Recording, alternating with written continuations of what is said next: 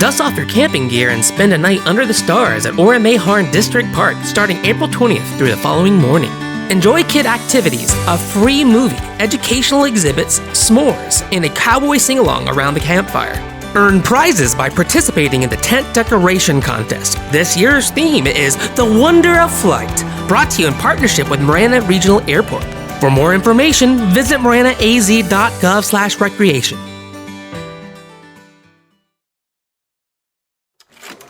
Let's go to the movies.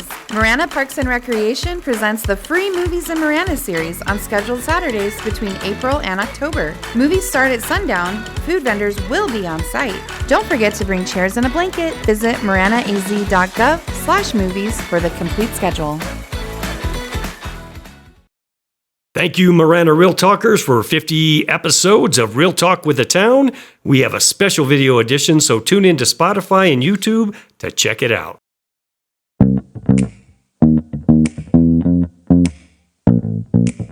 Welcome to Real Talk with the Town, where I sit down with the Marana staff to answer your burning questions about our beautiful community. My name is Terry Rozema, and I'm the Town Manager for the town, so let's get started.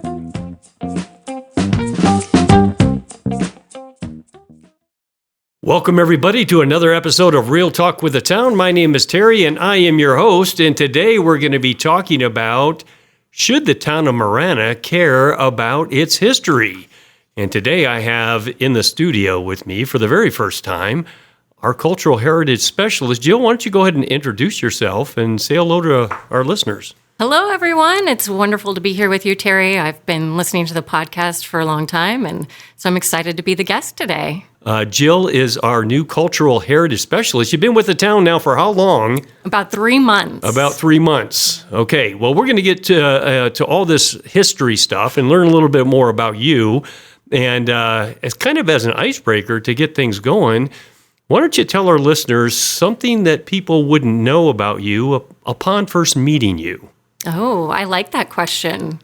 Well, right now, we are in March, which is March Madness. Ooh, okay, sports fans. For those of you who don't know, it's all about basketball tournaments. Yes, I do love sports, and right now, if you have been following women's basketball at all, you probably know who Caitlin Clark is. She has broken just about every women's basketball record out there, and I am from the same hometown in Iowa as Caitlin Clark. Oh my, look at that. So Caitlin Clark's home someday is going to be like a historical monument or something, I think. Probably. She's becoming quite famous. It's hard to turn on the TV lately and not see Caitlin's face everywhere. And you know what? It's not just Caitlin Clark breaking records in women's basketball. She's breaking scoring records. She recently broke, who was one of my all-time favorites, Pistol Pete Maravich's scoring record. She did. She is incredible. The way that she hits those three-pointers, it's just unbelievable. She's an incredible lady. I'm very proud that we are both from West Des Moines, Iowa. Yeah, very cool. So we also have this, and I hate to bring it up. Actually, I don't hate to bring it up. I'm going to bring it up anyway. And, you know, we're both Big Ten fans, you being from Iowa, me being from Michigan. You're an Iowa Hawkeye fan, which is good. I like the Hawkeyes because I like the Big Ten. But I'm a Michigan Wolverine fan, and in case anybody forgot, Michigan did play Iowa in the Big Ten championship, and Jill's going to tell us the outcome in case anybody forgot what it was. I did not forget. I do remember. So, Iowa didn't do so well that game, and Michigan won the Big Ten championship and then went on to win it all, which was an incredible year for Michigan. Congratulations. Yeah, thank you, Jill. I appreciate that. What a good sport you are in that. But we're not here to talk about sports, although, as I've said before on the show, I love talking about sports. We're here to talk about history. So let's start a little bit, Jill, and talk about why it's even important to preserve Marana's history. I mean, let's think about that. I mean, Marana was established in 1977. That's 40-some years ago, right? So is there really a whole lot to be preserving? Oh my goodness, there is so much. I think it's almost mind-boggling when you really get down to it. Let me just state right away that Marana is unique. And because it's unique, we have a very special history and heritage here. People have been coming to Marana for thousands of years. And they've been drawn Thousands here. of years. Thousands, yes. Oh, my. They've been drawn here because we're right along the Santa Cruz River, which has provided water, and we're at the northern end of the Tucson Mountains. So our geographic location has made it so that we have an incredible history and something that should be preserved. But, just to kind of segue for people who are thinking like, okay, that's great, but why actually preserve it? There's also practical reasons. There are people who want to come and do history-related tourism, which can bring money in for Marana to our businesses and restaurants. And there's lots of grant money out there, too, for history as well. So even if you're not into the history aspect, there's also very practical reasons why we want to make sure we preserve Marana's history. Right on. So let me ask you this. What qualifies you to be the person that's going to do all this research and unravel all the pieces of this puzzle and then convey it to our community and tourists and et cetera? Well, that is a great question. Well, you were the one who hired me, Terry, so yeah, I should know the answer to this, I guess, shouldn't I? I know. I mean, I have loved history for as long as I can remember. Although we started by talking about sports, I did not play sports in middle school. I competed in National History Day, which probably for most middle schoolers doesn't sound like a lot of fun. But needless to say, I've been into history for a very long time. When I was in college, I did living history. So if you can imagine the people who dress up in period clothing and talk about the days that they were living in and doing kind of these oldie-timey things, that was me. I would pretend to live on a farm in the year 1900 and work on a wood-burning stove, milk a cow, sew on a treadle sewing machine as visitors would come through, and I would talk about history with them.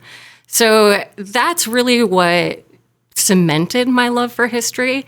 But I went on to get a master's degree, and I specialized in museum studies and archival studies so that I would know how to properly preserve and research history. And that led me here to Southern Arizona. I was really grateful to get a job with the Arizona Historical Society after I finished my graduate work. And I've fallen in love with Pima County history ever since. In fact, I was able to even do a book on Pima County history back in 2012. It just so happens, folks, that I have that book here in my hand, and it is Pima County. Let me see the exact title. Image of America, Pima County, and the Arizona Historical Society. Pretty impressive book, and it's a great book for people like me. And do you know why that is, Jill? Lots of photos. Lots of photos. That's right. I love old photos. I love seeing these kinds of things. It's absolutely amazing. What a great book. And you put this together when? How long ago? It was in 2012, I believe. Yeah. And, who knew I was going to eventually work for Marana at that time? But of course, Marana is included in there. I've got some photos, and as well as some of the families that were here in Marana in there. Yeah. So, you've been here a few months now, and let me ask you this. When it comes to researching history, what is it? Is it like, pulling back layers of an onion? Is it like putting the pieces of a puzzle together? Tell me what the whole process is like when you begin to delve into the history of a specific place and people over a long thousands of years of time. What is that like? I think the metaphors you just used are actually quite perfect. For me, it's like a treasure hunt. We're trying to find the little pieces of history that are going to fill in the gaps and give us a deeper appreciation, better knowledge. And right now, we're so lucky that so much is digital, but I do still also have to go back into archives and go through lots of papers and lots of materials, sometimes to find exactly the story that I'm looking for. But I do want to take a moment and make sure that I acknowledge that a lot of people have done this research before me as well. So I've had some great start to where I'm going. But right now, I'm just doing deep dives into oral histories, newspapers, photographs, anything I can get my hands on, either here at local archives or national archives as well. Okay, so you kind of actually answered the next question I was going to get to, and that is, how do you go about it? I mean, what is it reading books? Is it talking to people? Is it, digging out in the desert and you said, looking for treasure. I mean, you're not going that far probably, but what is that like? Well, I would probably be the first to admit there has been a couple times I've gone out into the desert to try to find a historic location. Yeah, so let's just admit that right here. I tend to do that. But no, a lot of what I'm doing right now is oral histories. I'm meeting with families who grew up here in Marana, whose ancestors came here, and making sure that I'm documenting their stories and getting their history. And then I'm also just spending a lot of time mostly with newspapers or any kind of original source material, something that was created at the time the event happened, so that I can make sure I can get the story as close to the real story as possible. So it's all about validating the accuracy of the information you're looking at then? Yeah, absolutely. Excellent.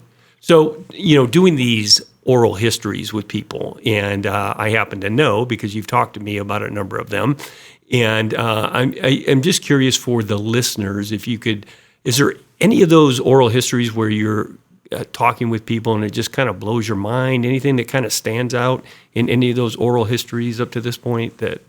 I think what really stands out to me is the way that oral histories bring the history alive. It's one thing for me to spend a lot of time in census records is one thing I do a lot. So you see a family was living at a certain place at a certain time.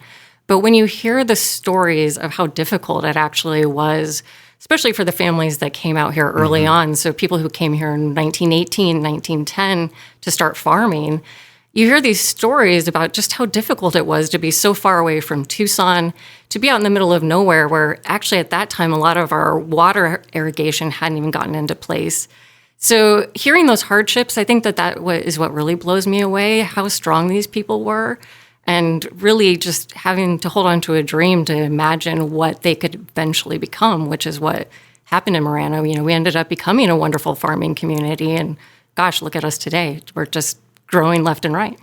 That's interesting that just 100 years ago, which in terms of history is not incredibly long. I mean, 100 years seems like a long time, but it's not incredibly long. And 100 years ago, Tucson was so far away for the people that were living in Marana. Now we jump in a car and it's 15 minutes down the road. But back then, getting down to Tucson was a big effort. Absolutely. Yeah. I mean, it would have been nice to be near a university and everything that Tucson offered, but it wasn't easy to get there.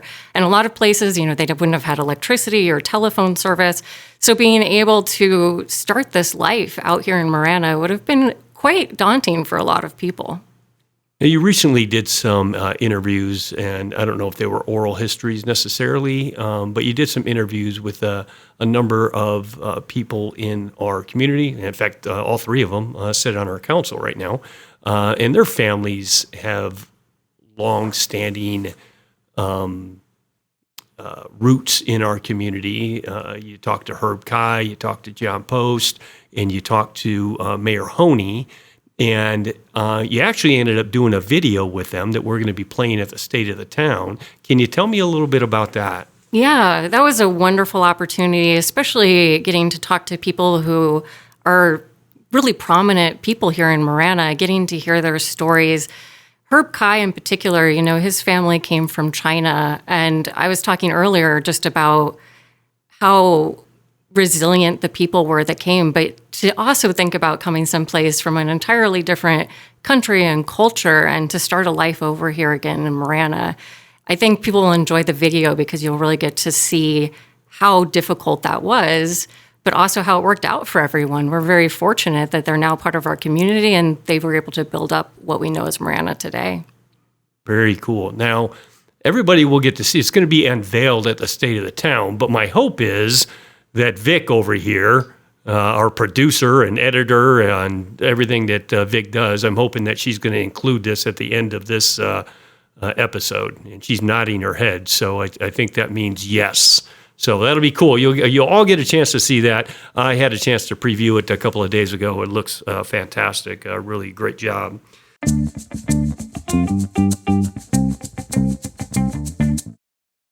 The Town of Marana is dedicated to providing 5-star service for all residents, both 2- and 4-legged. Download the Marana Pets app to report a lost pet or upload a photo of a found pet. Start reuniting families today.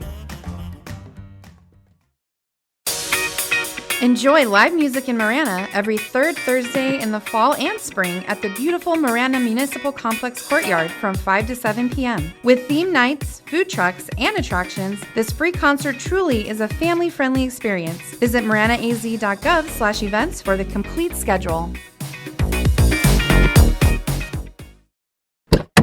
People lose their valuables every day simply because they forget to lock their car doors. Don't be another statistic. Remove all your belongings anytime you leave your car, including valuables and weapons. This is a message from the Marana Police Department, reminding all residents to lock it or lose it. We have in our town and have had for quite some time, at least as long as I've been here, and that's 13, 14 years, a thing called the Heritage Conservancy. And there's a group of people who, like you, they love history.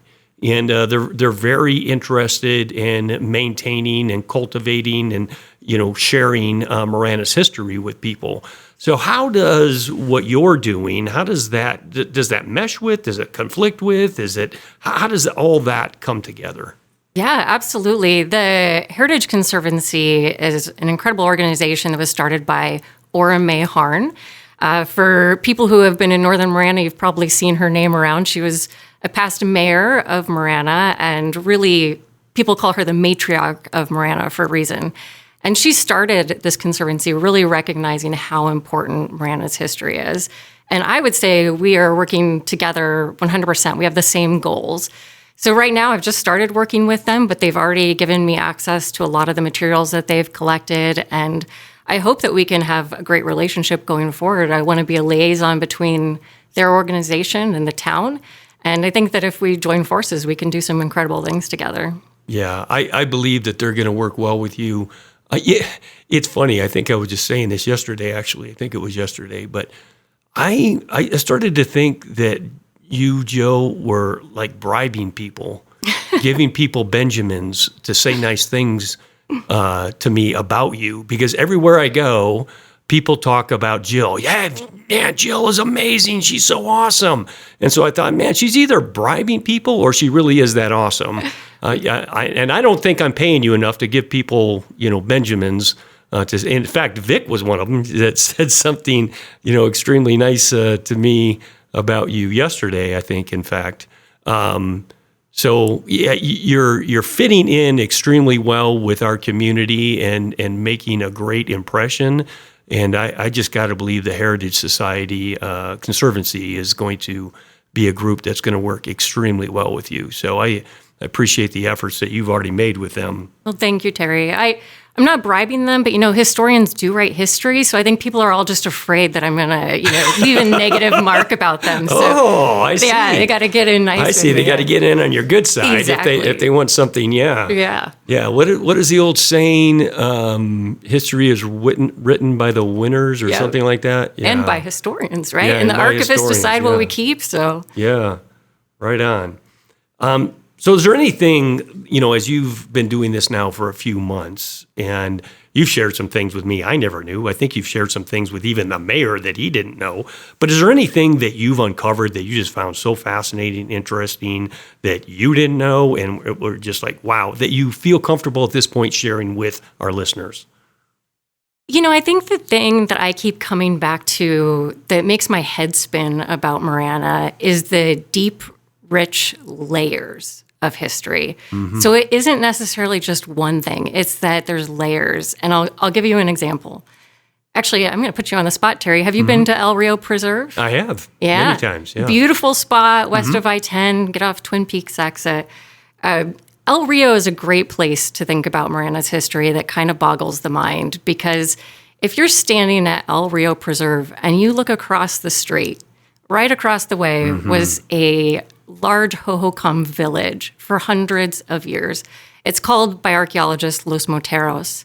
And it got that name because you can still to this day go over there and you can see mortar holes where the Native Americans were grinding corn and seeds. And just that spot alone at El Rio would be enough to, write an entire book about.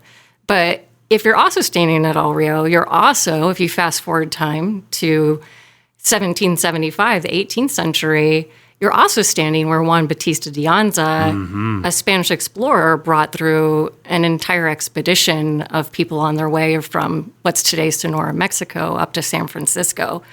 And for people who don't know a lot about the on the trail, this would have been quite the sight to see. It would have looked like a whole miniature city coming through what we now know as El Rio Preserve and spending the night there. Or over 240 people, 1,000 livestock. It would have been a mile-long group of people coming through that space. So again, another thing you could write an entire history book on, all just in that one spot. And so layers, just to kind of add one final one in, because I know there's people out there who love Wild West movies and they like to know about that kind of stuff. Right across the street, too, from El Rio, there was a Butterfield stagecoach line. So for those of you who have driven down Coach Line and never wondered why it was called Coach Line, it was because of that stagecoach there. But again, This is incredible. The Wild West part of it, you've always got to have an outlaw, right? Uh-huh. So in that area in 1878, an outlaw named William Brazelton, he robbed 2 stagecoaches right there. You can read about it in the newspapers. Unfortunately, his second robbery ended with his death after the Pima County Sheriff tracked him down. But, that's all just in that one little spot of Marana that those stories happened. How many places can you go that you have those layers of history right on top of each other? It's incredible. That is absolutely amazing. I so appreciate you sharing that with us. That is incredible bit of history and over a significant amount of time there too. So very impressive. As you were talking, something popped into my head because earlier you talked about dressing in the garb of the era of various things. Have you ever done the battle? Because every year I think they reenact a battle of the Civil War that happened up by Picacho Peak. Yeah, I have not done that. I would love to. I'm kind of surprised, yeah. But yeah, for people who don't know, the westernmost battle of the Civil War actually happened right up by Picacho Peak. Yeah. Picacho Peak.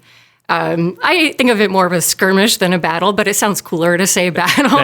Yeah. Yeah, so Marana has a history for everybody. If you're interested in the Wild West, if you're interested in World War II, any Native American history, we've got it here. It's definitely worth preserving. Okay. Now, there's a bit of controversy surrounding the name Marana. And I don't know that you're ready to talk about this. And if you're not, that's really okay. Because I know you've been doing research on this. And it is a little bit controversial because there's a number of different stories about how Marana got its name. So are you able to share anything with us yet? Or have you solidified that? Or is it still in the works? Is it in the hopper and you're still putting the pieces together? Let's say it's in the hopper. Let's make it a little catch for people in the future, maybe to listen to another podcast. Oh, where I like we can figure out really where the name Marana comes from, and we can dive deeper into it because I've spent a lot of time and it's not as easy as it seems. Okay. Well, that's good. So listeners, stay tuned for episode number 2 with Jill McCleary in the near future. I don't know how near, but it'll be in the near future. So one last thing I want to talk to you about, because I think it is so important for us to preserve our history. As you've identified, our council here has placed great emphasis on this. In fact, you're sitting here, quite frankly, in this room right now and have a job with the town of Marana because this is a long-standing direction from our council. And so they've desired this, they've pushed for this, and we're finally here to a point where we have a dedicated person who's focused on history for our community. And preserving that going forward, what are some of the ways, if we're doing all this work, energy, and effort, what are some ways that we can highlight that in our community going forward? I think the opportunities are endless, and I do just want to take a second to really recognize the council and the town of Marana for realizing how important it is to recognize our heritage and to put importance on it. But as far as ways to highlight it, I think people will start to see it through public art here in Marana. They're going to see it as part of our special events. We already do a great job with Founders Day, but we can actually add even more to that and our other events that we have going on. I'd like to start doing more tours of places like Crossroads Park, where there's other layers of history there. And ultimately, I think the dream for me would be if we could get a museum someday, because as I've said a number of times already today, there is enough history here that people should know about. That is fantastic. So we hired you, Jill, and we hired you as a part-time employee. And just kind of wondering, how this was going to go. And so far, I think it's just gone amazing. And we've extended to you the desire, or expressed to you the desire to have you come on full-time. And your response to that, Jill, is what? Absolutely, 100%. When can I start? Right on. Yeah, so that's going to start in July, I think, in the new fiscal year. We've budgeted to bring Jill on full-time. We're really excited about that. Just very impressed with the amount of information that has been uncovered and already being conveyed. You mentioned some of the ways that we can do that. We're going to be doing that with the new community center and aquatic center with the art there. You already did it with the video that you and Vic put together for the state of the town. There's a video that you put together for Founders Day that was playing during the breakfast. So all of those things, I think, really are just going to take things to the next level for this community. So excited to see the work that you're going to continue to do here, Jill, and really appreciate that. So I just want to make sure that our listeners stay tuned after this episode, as we're finishing things up, wrapping things up here. And before I do that, I'm going to give Jill an opportunity to say a few things. But make sure that when Jill's done here and I sign off, you stay tuned, because there's going to be that video playing at the end that is the same video that we're playing at the State of Town about some heritage and history stuff about the town. So make sure you stay tuned in for that. But Jill, is there anything that you'd like to say in closing to our listeners? Absolutely. And that is that if you live in Marana, I probably want to hear your stories. So I hope that you'll track me down. I want to get oral histories with people. I'm also looking for things like old yearbooks. So if you've got stories to share, please reach out to the town. They'll connect you here with me, and I'd love to hear from you. Outstanding. There you heard it, folks, from Jill McCleary. She wants to hear your stories. She wants your history books, stuff that you're going to keep, or you're going to give it back to them. What are you going to do with it once you get it? We can talk about it. Depends on what it is. It depends on what it is. All right. Well, very good. So thank you, listeners, for joining us. Stay tuned for the next time we do One on History. We'll make this kind of a regular thing. I think it'll just unveil a little bit more as things come to light. And so we'll continue to do that. So stay tuned, listeners. So appreciate you joining us. Until next time. When I think about Marana, I can't help but think about the founding families that came here over 100 years ago. And they came here with a dream. You could open a newspaper in California or Oklahoma or Arkansas, and you would see ads for incredible farmland north of Tucson. Everybody came here because Arizona is an amazing place to live, number one, and then this area had water. I think that's really was the driving point for agriculture. The good dry climate and the fact that you could grow anything here that you wanted to, whether it was your family or vegetables or cotton. One of the things that made this such a great place to grow cotton is it was dry and extremely hot. Sometimes the yields on Marana cotton were the highest in the nation. As you would expect with the laying down of a new community, it comes with challenges. Marana was really far away from Tucson, and it really took the early pioneers here to work with the land and not have any neighbors to depend on. So you had to have that pioneer spirit, I would say.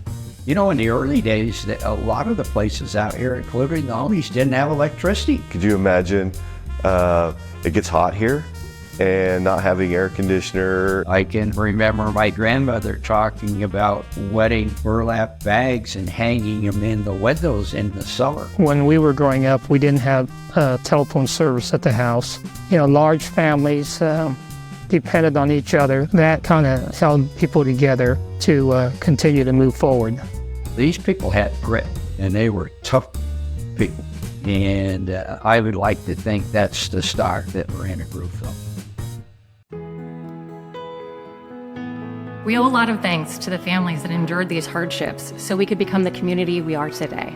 My parents were immigrants from southern China, and that was always a dream of coming to the States to start a new life. I'm just thankful that my grandfather decided to make that decision to leave his home, leave his family, and to start a new life. Those were the families that you talk about that persevered and built things in the community and were community minded and were able to put the starting blocks of what we now call Marana. The first town hall was the original Tony homestead.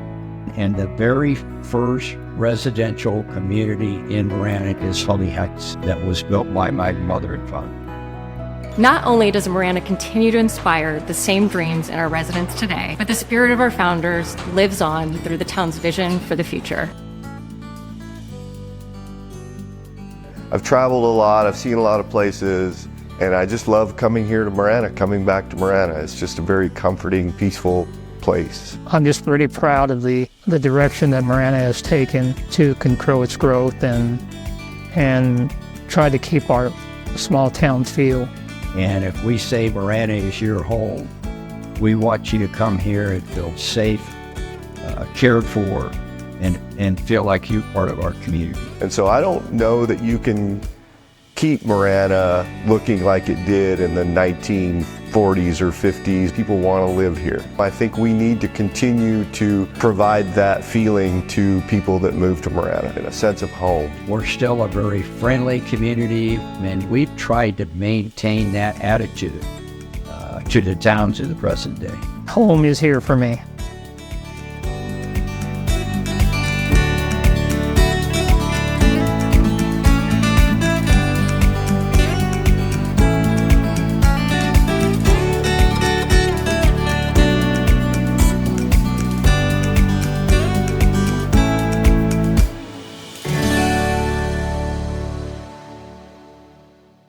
Submit your questions by visiting maranaaz.gov/realtalk and we'll answer them right here. To receive notifications for new releases, remember to click subscribe wherever you get your podcasts. Also, please follow the town on Facebook, Twitter, and Instagram to stay up to date on current news and events.